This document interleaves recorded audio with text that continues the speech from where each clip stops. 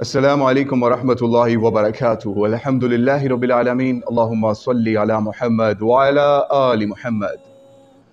آج یہ ہمارے ہاتھ میں ایک کتاب ہے نہج البلاغہ، جو کہ اہل تشیع کے ہاں بڑی معروف اور مقبول کتاب ہے، اس حوالے سے کہ اس میں مولا علی علیہ السلام کا کلام ہے، ان کے خطوط ہیں، خطبات ہیں، مکتوبات ہیں۔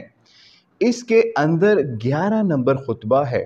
آج ہم آپ کے سامنے وہ پڑھنے جا رہے ہیں۔ پہلے بھی کئی دفعہ ہم اس کا اعادہ کر چکے ہیں، آج دوبارہ اس کو آپ کے سامنے سنانے جا رہے ہیں۔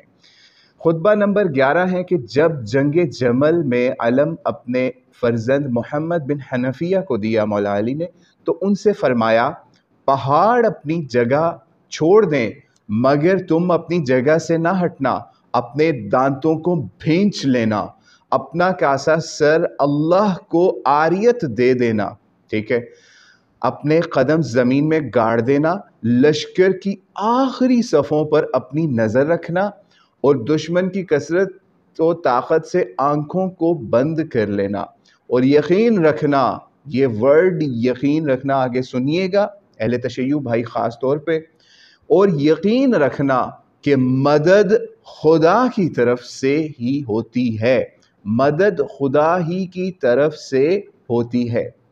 کتاب بھی آپ کی ہے، حوالہ بھی آپ کا ہے، اور مترجم بھی آپ کے ہیں، اور سب کچھ آپ کا ہے، یعنی اہل تشیع بھائیوں کا۔ یعنی یہ بات مولا علی علیہ السلام اپنے بیٹے کو محمد ابن حنفیہ کو فرما رہے ہیں کہ جناب آپ نے کیا کرنا ہے، کہ کس طریقے سے ثابت قدمی دکھانی ہے، اور اللہ کی طرف سے ہی مدد آتی ہے۔ تو یہ بات محمد بن حنفیہ سے جب مولا علی علیہ السلام فرما رہے ہیں، تو آج کس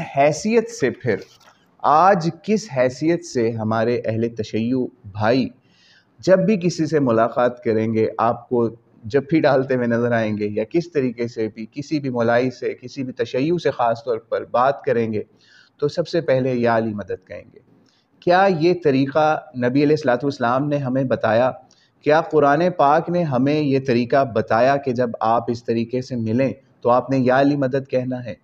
نہ تو یہ طریقہ نبی علیہ السلام نے بتایا، نہ اللہ تعالیٰ نے اس کو قرآن پاک میں نازل کیا۔ تو ہمارے اہل تشیع بھائی یہ کس حیثیت سے ڈیلی بیسس کے اوپر یہ کام کرتے ہیں، ٹھیک ہے؟ تو یہ آج ان کے لیے ایک دعوتی ویڈیو تھی۔ السلام علیکم ورحمۃ اللہ وبرکاتہ۔